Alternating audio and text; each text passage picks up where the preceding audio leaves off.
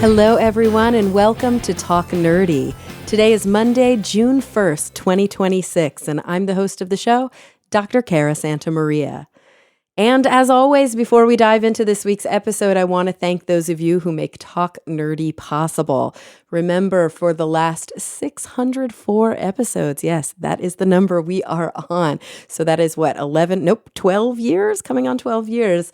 This show is and will always be 100% free to download. I'm also not in a podcast network. This is an independently produced show. So when I say we, it's me, but I really do rely on the incredible support from my podcast coordinator and long-term executive assistant, Noelle Dilworth, along with all of the fine folks at Warp Zone Post to do my post-production, my editing on the show. So that's we when I say we. And we're a small outfit and we rely on the support from individuals just like you to keep that happening. If you are in a position where you can give on an episodic basis and offset that cost so that those who aren't in the position can continue to listen for free, all you've got to do is visit patreon.com. That's patreon.com/talknerdy to learn more. This week's top patrons include Chuck Blell, David J.E. Smith, Daniel Lang, Mary Neva, Will Dufresne, David Compton, Brian Holden, Gabo J., Ulrika Hagman, Pasquale Gelati, Rika Maharaj, and Joe Wilkinson. Thank you all so much. So today I had the opportunity to chat with Dr. Jennie Durant. She is a freelance writer and affiliate researcher at UC Davis, and she focuses on bees, agriculture, and the environment. And she has a new book out. It's called Bitter Honey, Big Ag's Threat to Bees and the Fight to Save Them. So without any further ado, here she is, Dr. Jennie Durant. Well, Jennie, thank you so much for joining me today. Thanks, Cara. It's a pleasure to be here. So I'm excited to talk about your new book, Bitter Honey, Big Ag's Threat to Bees and the Fight to Save Them. I'm just excited to be talking to somebody who does a lot of, freelance writing, journalism, but has the qualifications. I mean, you have a PhD in environmental science, policy, and management.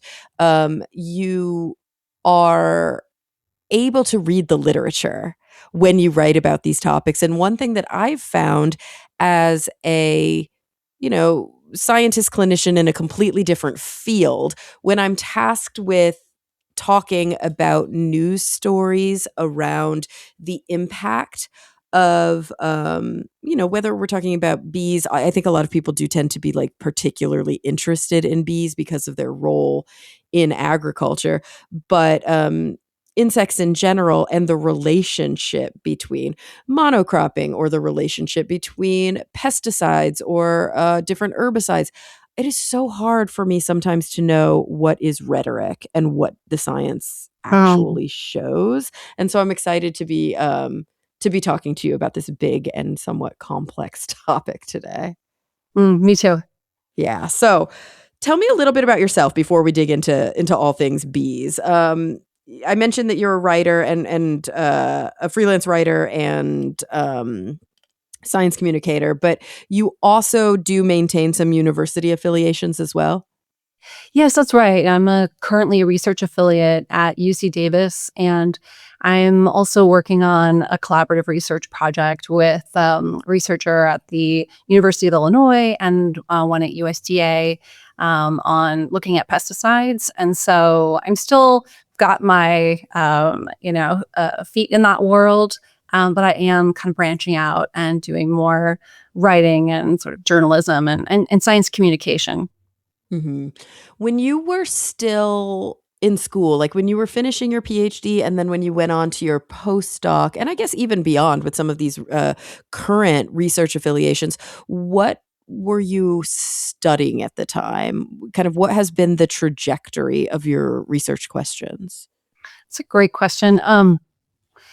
So I actually really came into my PhD program with an interest in two things. One of them was I had this background in studying rice cultures. So I did a Fulbright scholarship in the Philippines, in the rice Mm. terraces in a town called Banawe. And I was studying how introduced genetically modified rice had really upended the traditional cultures in the region. And while I was there, I actually got interested in bees. I was homesick and there were some other things going on. And I read The Secret Life of Bees by Sue Monk Kidd. And so then I went and did this like mini internship on kind of like a little resort on a different island in the Philippines. And I really just fell in love with bees. And so I did start off my PhD thinking I was going to kind of study rice. And then I was like, no, I'm just really into bees. And so this was 2012. And my poor advisor has this like incredible, she's just so well known for her work in Indonesia and was like so excited for me to work in Southeast Asia. And I was like, I want to study bees in California. She's Fancy Peluso, and she's a real sort of titan in that field and in a social science field called political ecology. And so I think she was intrigued, and I was looking at. I'm a social scientist, and so I was looking at, the sort of social, political, economic drivers of bee losses, because there was this big question to back up a little back in 2007 with colony collapse disorder, which is when I got into bees, was in 2007. That's when my Fulbright scholarship was. And so anyway, I was like kind of intrigued by this mystery that was really mystifying scientists. Like, why are all these bees dying? It was this kind of phenomenon where big beekeepers would open their hives and bees had just disappeared from the colonies. Yeah. And we didn't know why. And so that was kind of where I was on that farm, and colony collapse disorder was happening at the same time. And I was just like, what is going on? What's happening? And so I kept kind of trying to do different things and move on from the topic, but it kept coming back to me. And so that was when I applied to the PhD program. And so really after my first year, to get back to your question, I kind of switched my first semester and was like, I'm going to do this bee thing. I started going to conferences, beekeeping conferences, meeting beekeepers, attending meetings like with the EPA, because I'm in California, and this huge portion of beekeeper, or like almost all commercial beekeepers come to California in Mm. February. So it was this really great opportunity. I was really positioned well geographically to study the industry, and it was in my backyard. And so I just kind of jumped on that wagon and kept going. And it's been my main focus since 2012. So over 14 years now. Wow. So what was it, do you think, like really that made you so interested in was it really just because it was kind of an unsolved mystery at the time? Do you have any personal, I don't know, like deeper personal connection to big ag or to like bees from childhood or something? It's such a good question. And it's kind of an existential one. When you Mm, mhm. like 14 years, I'm like, why am I so into these bees? And I've been interested since 2007, so almost 20 years now. And I mean, sometimes I'm like, I have no idea. But I do think they are this kind of, it's going to sound a bit corny as a scientist, but kind of magical creature. There's so many interesting ways that bees operate as a colony. The sort of the way that they work together. Like, for example, there's a statistic that a single honeybee only produces 1/12 of a teaspoon of honey, and that a hive can fly. There was another one that I was reading the other day, like a hive can fly 2 times around the earth, like something like 50,000 miles, to produce a pound of honey. And when you just think Wow. about the immense work, and when you understand bees more, and the immense work that's required, they're pretty inspiring. But I will also say I really love beekeepers. I think Hmm. that's probably what has kept me studying this is they are quirky and funny and kind of they have great stories. They're super independent. Some of them describe themselves as like cowboys like ranching their bees, driving their bees in trucks cross country, and I kind of think of them in that way. And they're just and I really wanted a place to highlight those stories. So I just had such a great and interesting time, and was so compelled by their stories while I was in the field, that I really wanted to write the book as an opportunity to highlight their voices and their stories, and really, shine a light on this broader context of our farms, our food system, and our agricultural system that they're operating in. So I think really when I really think about it, it's the beekeepers that have kept me invested for so long. Oh, I love that. And so let's get into that then, because I guess when we talk about this threat, maybe, yeah, I mean, you use it in the subhead of your book, a big ag's threat to bees and the fight to save them. This sort of threat, maybe you can help us understand a little bit about what is going on with regards to colony collapse and, some of the more complex variables at play. Yeah. So when I was first kind of finding out about it, so back in 2007, again with colony collapse disorder, to return there, um, we, researchers really didn't understand what was going on, what was causing this very specific phenomenon of a colony kind of disappearing from the hive. Is typically, just so people understand, typically what would happen is, maybe the forager bees that go out and gather nectar and honey, they might leave for the day, and maybe they get hit by pesticides. And so a more typical loss would be you'd have those bees, some of them flying back, dying outside the hive, or dying in the hive and being pushed out of the hive. And so there would be some kind of marker or obvious, loss that a beekeeper could see, or the bees are dying slowly of some disease or some virus, and you track it over time. So it's really Mhm. unusual because bees are so protective of their queen and of the bee larva and of honey. It's really unusual to open a colony and have nothing inside, or very little inside, except typically what you'd find is maybe a queen and some bee larvae and some nurse bees, which are kind Mhm. of the young bees that are feeding the bee larva. So that phenomenon, I mention that because that phenomenon has been much less prevalent, and we still kind of haven't really figured out what was causing that. But and beekeepers are kind of like, oh, I think it's this or that. So some might say it's pesticides, and some might say it's varroa mites, which are this like kind of like a crab-like looking tick that feasts on bees, what do you call it? Fat bodies. So it's Ooh. kind of like if you had a giant crab on the side of your body feeding on your liver. And so Ew. just wherever you're walking, you've got that crab there kind of feeding on you and transmitting diseases. And so it's pretty nasty.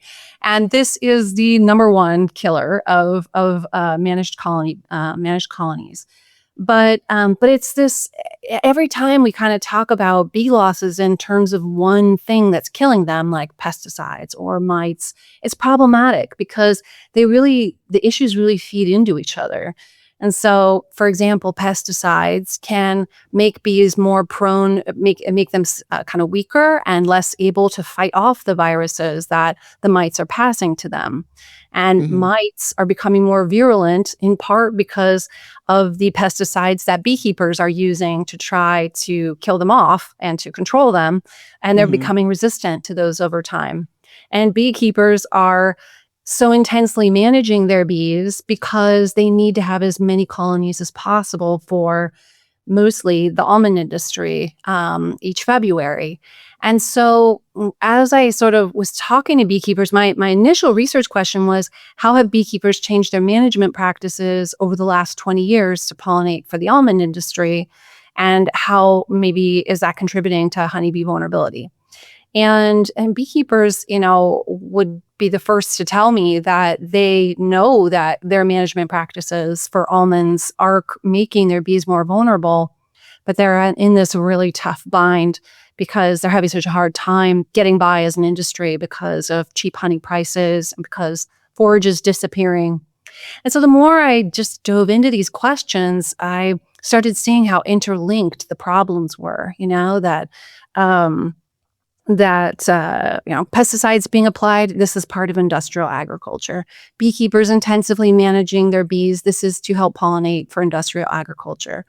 Forage being lost, and so bees aren't able to feed on, natural nectar and pollen in the ways that they have in the past. And a lot of this is because of agricultural monoculture agriculture, and because of the use of herbicides, to help promote monoculture agriculture. And so I just started seeing, like, this is all industrial agriculture. It's partly the way beekeepers are managing their bees, and it's also the way we manage our farms and the land that, we're growing crops on. So that Yeah. was kind of where that threat is. It's sort of a combined series of pressures all squeezing beekeepers and bees, kind of to their breaking point. It's interesting because I can't help but see a parallel, and because you're so steeped in this, you might be able to help me find where my analogy works and where it breaks down. Um, and actually, it may be a little bit personal for you, so you just tell me if you want to continue down this thread or you don't. But one of the things that I think about when I think about the description that you just gave is antibiotic resistant bacteria, antibiotic resistant infections, and sort of the arms race that we have to try to fight them back, developing new and different antibiotics. And then the bacteria learn a way to, outsmart it. And then it just keeps on going. And another example I often use uh, in my practice, because I'm a psychologist in a cancer center here in LA, is describing why cancer treatments often will work for a while and then they fail. Is that over time the cancer learns how to evade the chemotherapy or these different chemical approaches to treatment.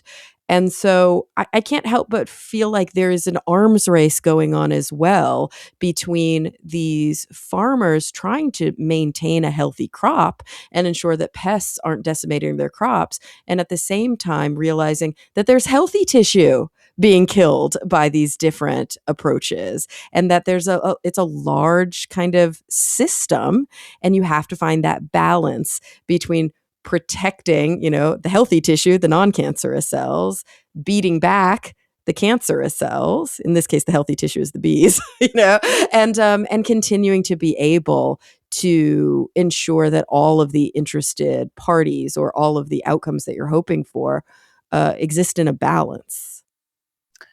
I mean, I think it's a great analogy, and yes, I mean, full disclosure, I am a breast cancer survivor, and I do write about breast cancer. I caught it very early, but I do, track that world, and so Mhm. I appreciate the metaphor.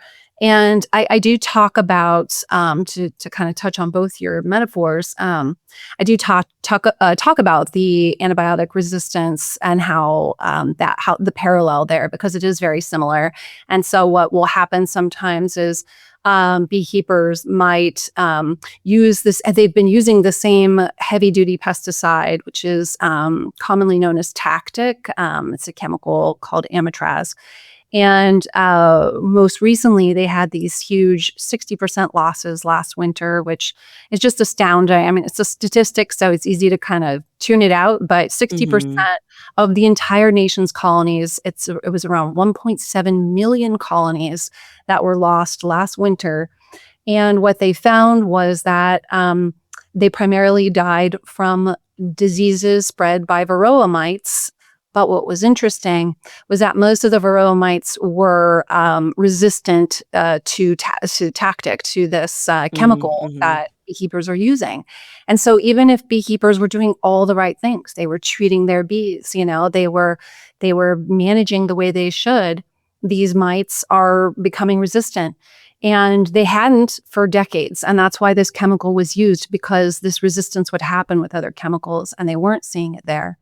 And Yeah. so it's been a source of enormous stress and fear, because it's really hard to get new pesticides for the beekeeping industry approved because it's such a small industry and the R&D is so expensive for new agrochemicals that beekeepers, there just hasn't been a lot of like financial incentive for chemical companies to invest in good varroa miticides.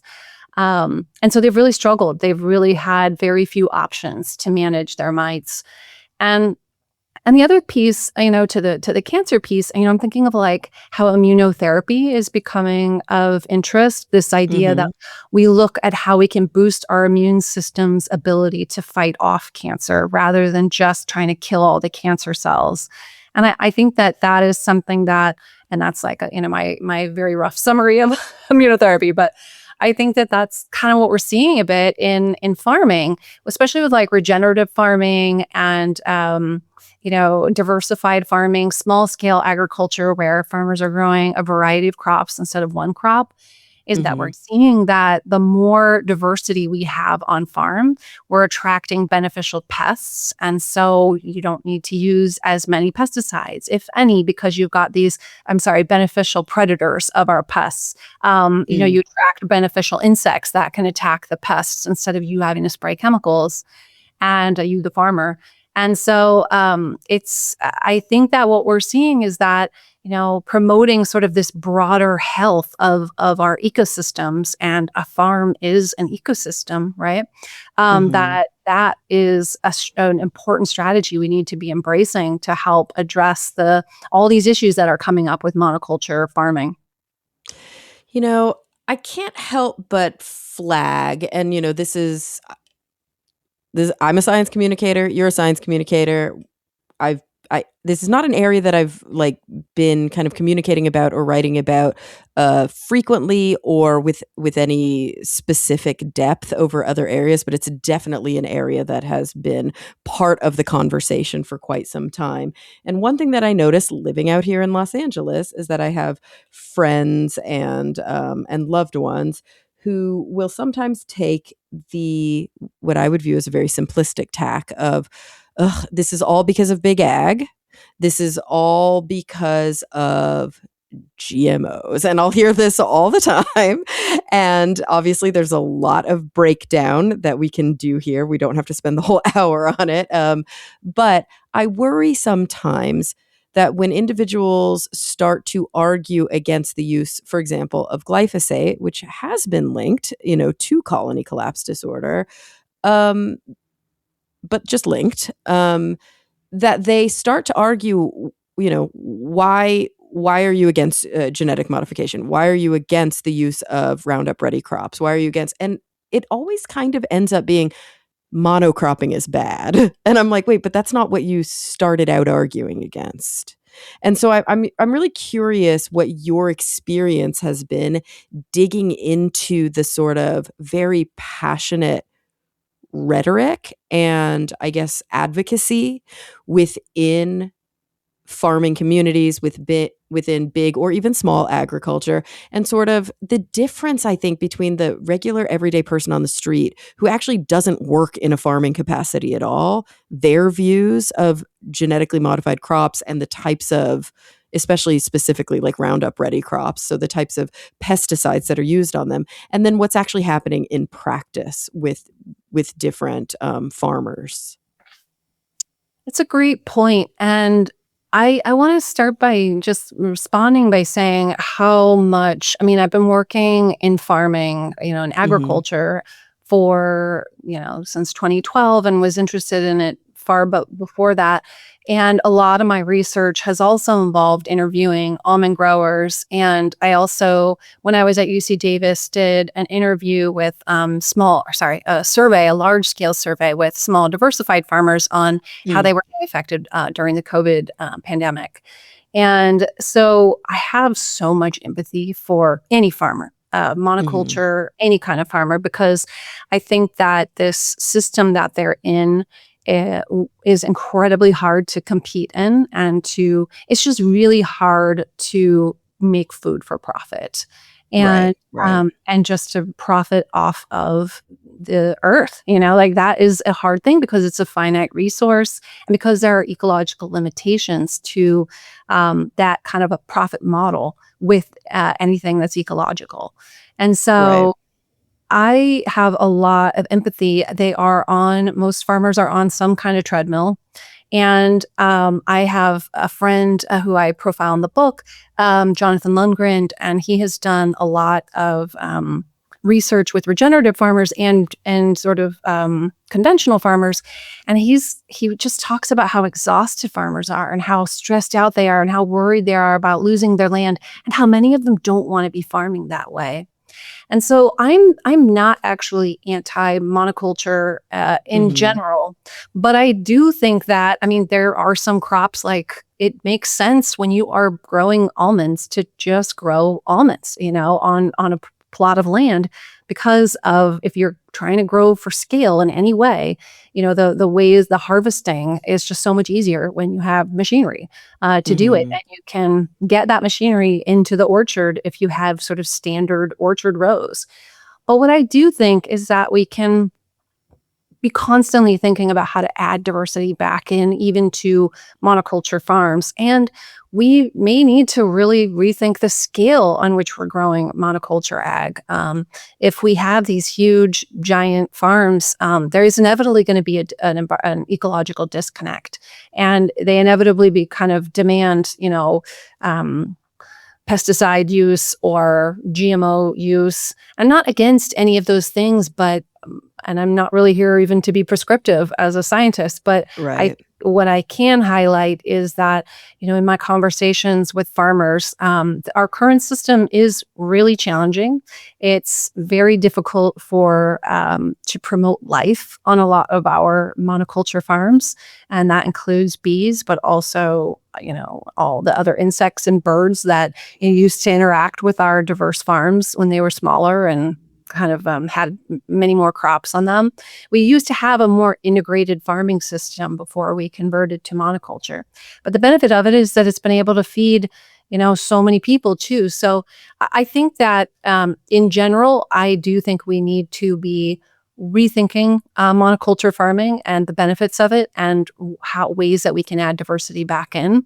But I'm definitely not here to demonize farming. And I think that those solutions that are going to work best are going to come in partnership with farmers, because they need to be the ones that are helping us understand their limitations, their struggles, what's challenging about farming, the resources that they need, and what tools they need to help do these more environmentally sort of regenerative or supportive practices like helping pollinators. They need support. They can't do it in the structure that they have currently. They can't afford it. And so we really need to be thinking about how to work in partnership with them to support them, because a lot of them want to be better stewards of the land. They just don't have the ability, resources, time, knowledge to do so. Yeah, and we can't stay sort of as we can't remain, I think, the uninformed citizens that we often do. I feel like this is one of those areas where there's such a massive disconnect between the downstream user, right? The person who ends up with the food on their plate and where it came from and what's involved in producing it. I was just working with PBS on a series recently on Earth Focus and coming across this statistic that like some of the most food insecure people in the state of California are the very farmhands that are working the fields. I mean, Yeah. it shouldn't be that way, right? Like we know that's a perfect sort of meta example of these failures. But I'm curious if part of the I guess part of my frustration, and I'm wondering if you've seen this in your own research when you are talking to these farmers and you're talking to people whose boots are on the ground and researchers in agriculture and university settings as well, and then you talk to everyday people at Whole Foods or Air One, and do you find that they often conflate monocropping or patenting food or seeds, for example, they conflate that with the process that is genetic modification,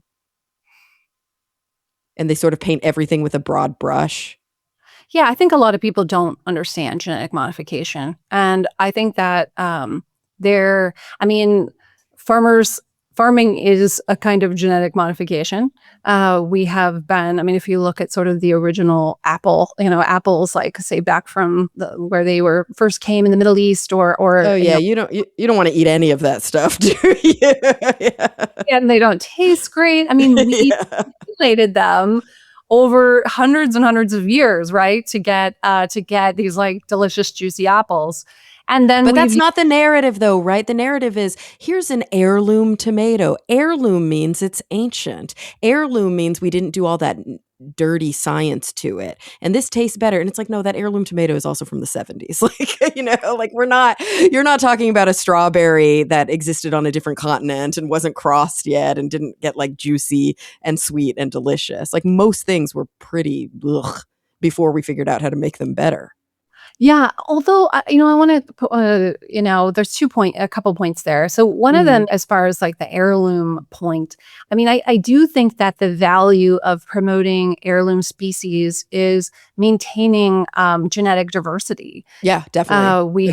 have, potato varieties, that that are heirloom potatoes, and it sounds corny. It sounds like a marketing strategy, but it can also mean, hey, this is a potato that's been around for so long, and we want to maintain the diversity of our potato species, because simplification in any ecological system is dangerous, and just relying on, as we saw with the Irish potato famine, one type of potato is very dangerous. So it is important to maintain heirloom varieties, and I have, I think there's a lot of value in that, because not just for general diversity, but also because there are, communities that have long time relationships with these crops too, and there's cultural value to some of these, kind of older heirloom varieties too. So I do see the benefit. Yeah.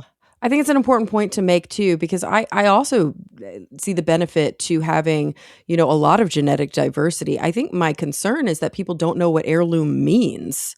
They think it means that it's like ancient and that it's untouched. But really what it means is that it's an open pollinated plant and that it has been around for a specific amount of time. So it's very genetically diverse and it's at least older than 50 years. That is old, but Right. that doesn't mean that it's, a Babylonian tomato. And I think people literally think there's the before times and there's the now times, and they commit a naturalistic fallacy. Now that we have science, everything is bad.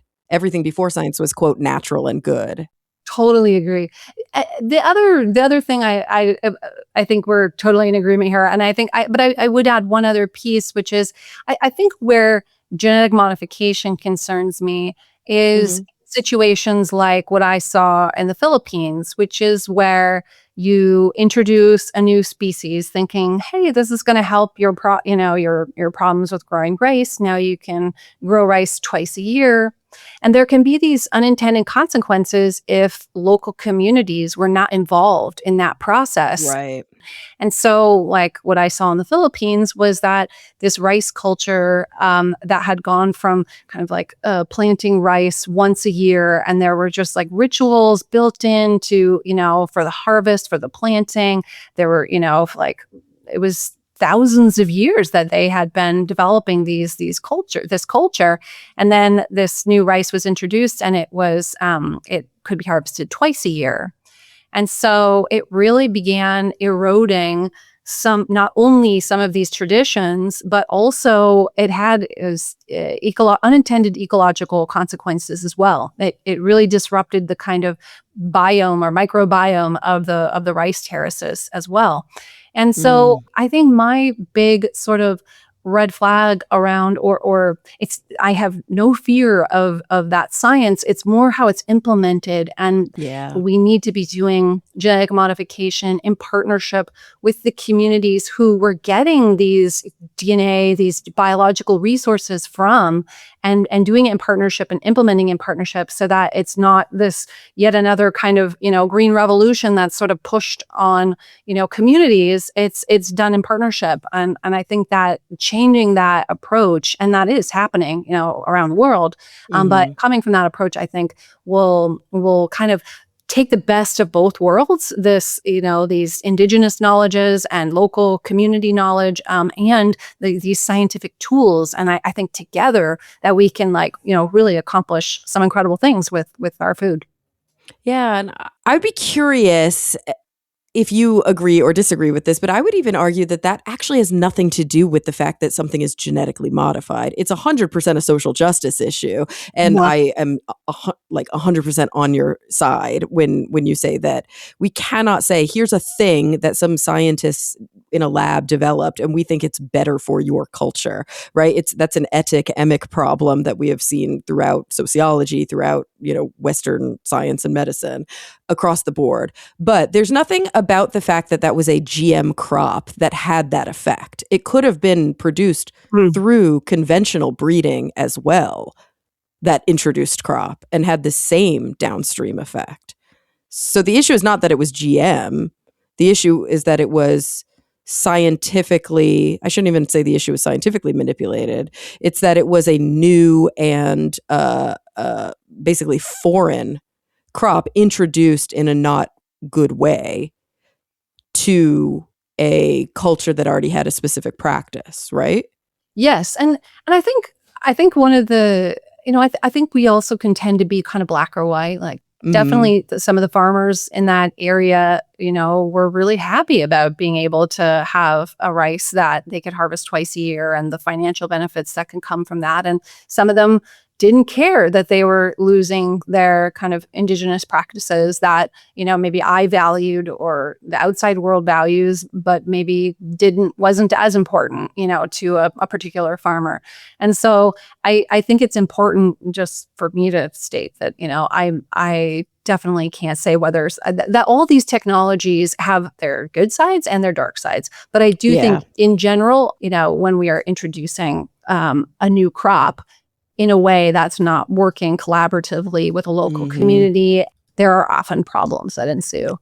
100%. Yeah, I would agree with that completely. I guess just to put the final point on it, because this is not even what your book is about. Exactly. I'm like, One of the things I get frustrated by is the fear. Like, really, it's kind of the uninitiated, lack of depth that comes from a fear of a specific technology.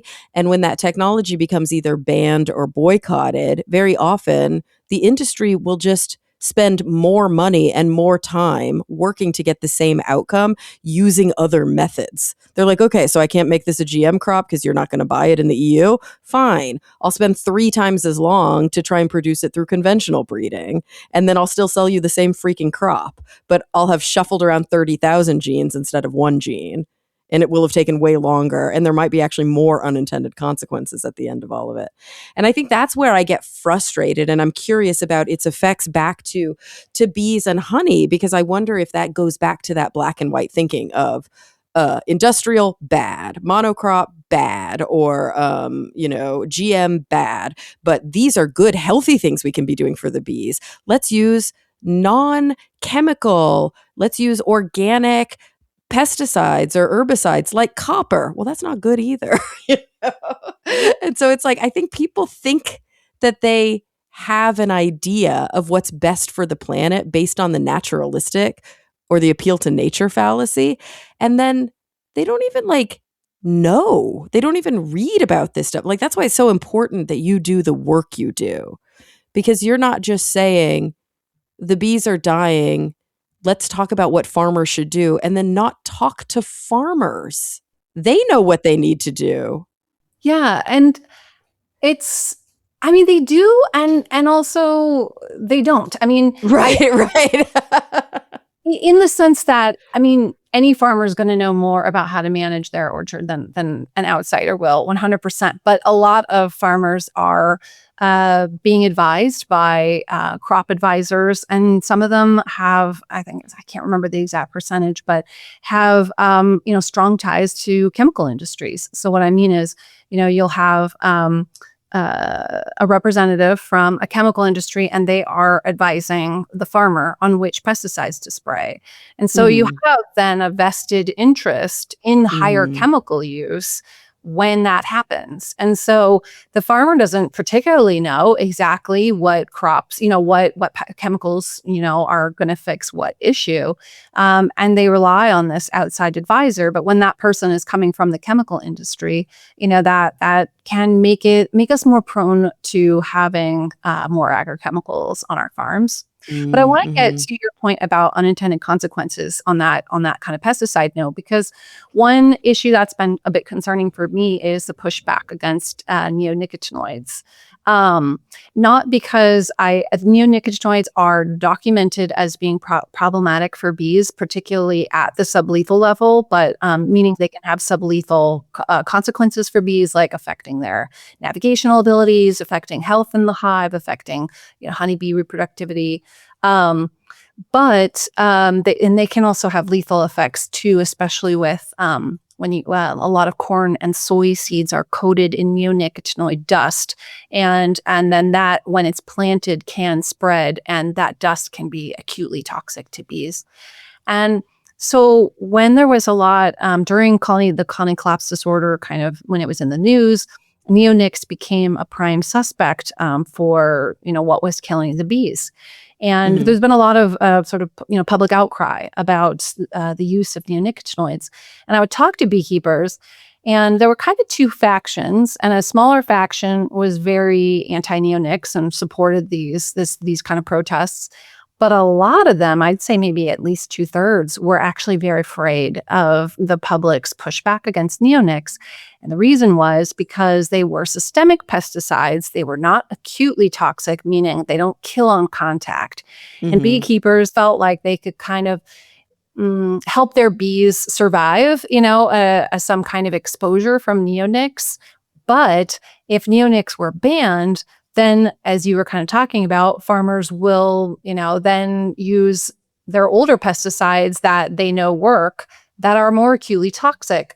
And Right. so what worries me is when we do these, like, let's just ban neonics, if you're Mm-hmm. not talking to farmers about what tools they're going to use next and helping them use non-toxic or less toxic tools than neonics, then they're just going to go back to the agrochemicals that they know, which are more often more toxic. And then we're going to have, kind of more toxic exposures in the fields. And so when we are thinking about technologies, again, and just coming back to how much we have to implement tools in partnership with farmers and with beekeepers, because we can have these unintended consequences of, you remove one tool and you're going to go back to an actually more dangerous tool instead. And so when we remove a pesticide, we have to really understand what the next steps those farmers are going to take, and make sure that they have tools that are ecologically beneficial, if that's the direction we're trying to head in, rather than just taking a tool away because it's politically kind of useful, or it's the sort of common enemy right now that that we're facing. Right. So, and Right. I'm not here to say, I mean, neonics are problematic, but if we're going to ban them, we really have to have other tools for farmers to use, because they are managing food and they're trying to save their crops, and they are struggling, and they need tools to be able to keep their crops alive. How much do you think that the sort of citizenry, right? Because we're the ones voting on these things. We're the ones often who are voting with our dollars too, purchasing things because of the way that they are labeled, or downstream. We have a lot of power to affect policy that ultimately blows back on areas that we may be not as well informed about. And so, how much do you think that sort of the even the conversation about bees comes down to a pull at your heartstrings? I've talked to other kind of environmentalists and activists and ecologists about the fact that, like, there's a lot of money out there for elephants, but there's not so much money for, I don't know, fill in the blank with like a scaly creature or something without a fur and a cute face. And I think one of the things that we didn't even say it at the beginning here, but I think that often people forget is that the bees that we're often talking about are domestic bees, right? Like, these are bees that are Yeah. raised by keepers, that Yes. are not just like native bees that are flying around. Yes. Like, we should make that distinction, right? Because there are a lot of native bees as well. Yeah, I mean, we have in the US about, I think it's about 4,000 native bee species, and honeybees were imported. They were brought over here by the colonists in, I think, of 1622 to Virginia was the first recorded shipment. And then as colonists spread across the United States, we took bees with us and we brought them here for honey and wax, and also to pollinate crops like apples and alfalfa, which we grew for and grow for cattle, and Mhm. bees love pollinating alfalfa. But they are absolutely um, a imported, non-native species, and the truth is, the vast majority of our honeybees are managed livestock. I mean, they're Mhm. Yeah. relegated as livestock now. You talk to a beekeeper, you go get in a colony with them, and a lot of them just love their bees and they talk to them and they're very sweet with them. When they're in a colony, some of them are just like in and out, got to check really quick. Okay, close the hive, next hive, the management practices differ. But they are not a native species. And a lot of our attention has gone to honeybees, and there has been more funding and research done on honeybees, and native bees have suffered because it's Mhm. harder to track their populations. It's also harder to track their economic benefit, which isn't because there isn't one. They are amazing pollinators, and often they are better pollinators than honeybees with certain crops, but it's just harder to track it. And so we don't have as much of a sense of their monetary value. And so it's harder to kind of get grants and to put sort of government agency support behind native bees. It's all there. It's just not quite as robust as for honeybees. And I do think it's important to really focus on how we need to support all bees, not just managed bees, and that we need to understand that they are industrially managed, and that is causing vulnerability for honeybees and other bees as well. When we think about these industrially managed bees, these honeybees that we're discussing, and you mentioned that it's much harder to kind of track and to really be able to look at the numbers with regards to native bees. Are we mostly looking at managed bees as a source of the downstream product, like wax or honey, or are we also usually calculating in their benefit as pollinators? Sort of what is their job from a, I guess, accounting ooh, I hate putting it that way, but an accounting perspective? Sure. I think what's been interesting is how that's changed. And so Mm, in my first chapter, I talk about this transition, my first and second chapter, about this transition from beekeepers as honey producers, which was their primary role, honey and also wax, through the two world wars. A lot of people don't know that beekeepers played a massive role in the world wars because sugar routes were cut off by German U-boat attacks. And so there mm, was this scarcity of sugar available in the US, but especially in Europe. And so, honey beekeepers, there was this like national call to the beekeeping community, and that like veterans were trained to be beekeepers. Like the honey industry really expanded during the wars, and beekeepers were like honey producers. But after the war ended, we had cheaper sugars back on the market, including just straight sugar, but then also some of our artificial sweeteners became popular, like in the 50s. And so, with that competition, demand for honey went down, and beekeepers had to start looking for alternative income sources.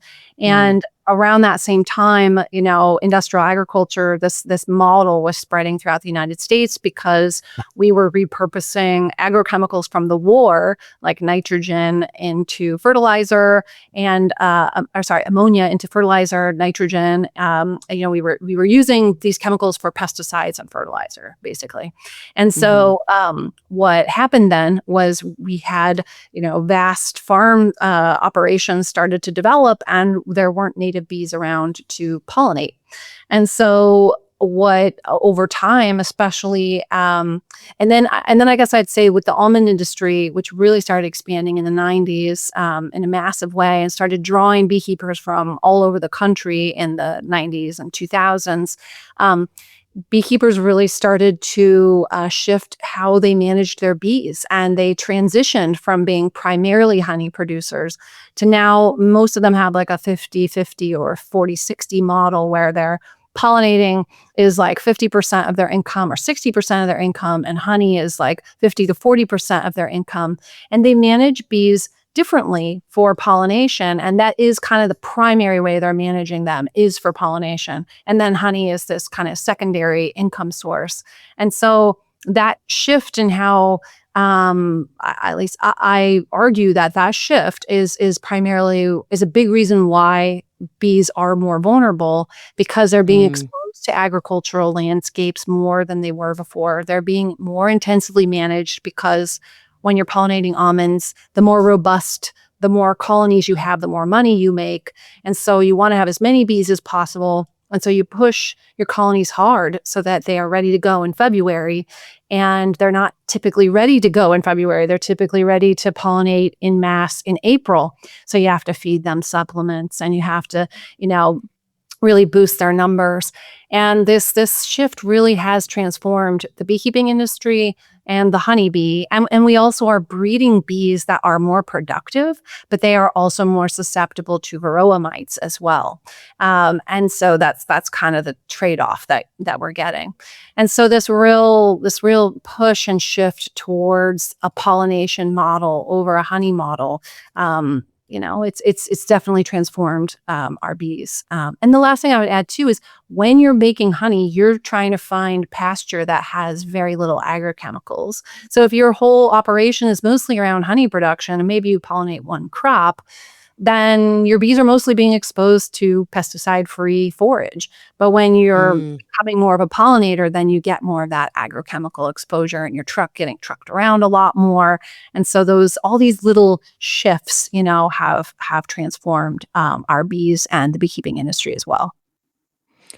So you mentioned kind of in passing at one point that obviously your role or your intentionality in writing this book and doing your research is not to be prescriptive. I'm curious, how do you manage that as somebody who is talking to so many different people, reading so many different sources of information, helping we, the reader of the book, sort of understand the landscape of the problem, who all of the different, interested parties are. How do you kind of square that circle and have that balance of not saying, and then here's what we should be doing? I mean, it's a struggle, uh, Mm, especially when you're in science communication and you're writing op-eds and it's like, what should we do? How do we save the bees? Like, have your last paragraph focus on that. Uh, yeah. and I think that what I try and do and how I kind of resolve that tension for myself was my last three chapters. I mean, my last three chapters focus on solutions to help bees. And there were like a million solutions I wanted to focus on, a lot of them coming from within the industry, but I was worried they wouldn't be super interesting to people or it'd be too technical, like Mm, new ways to grow bee queens, mhm. or to breed bee queens, I should say. And so I really wanted to make the last few chapters kind of like, what are some things you could do? And to me, one of the most important things the average reader can do is to plant forage. And so I think that's one thing I am kind of like, yeah, like if we want to save bees, we need more forage. I mean, that is just a scientific fact. We do not have enough forage. Bees are dying because that is one of the biggest stressors is that we don't have Mm. enough bee-friendly flowers. That's what forage is when I'm saying that. Foods that produce, nectar and honey for bees. And we just don't have enough of it.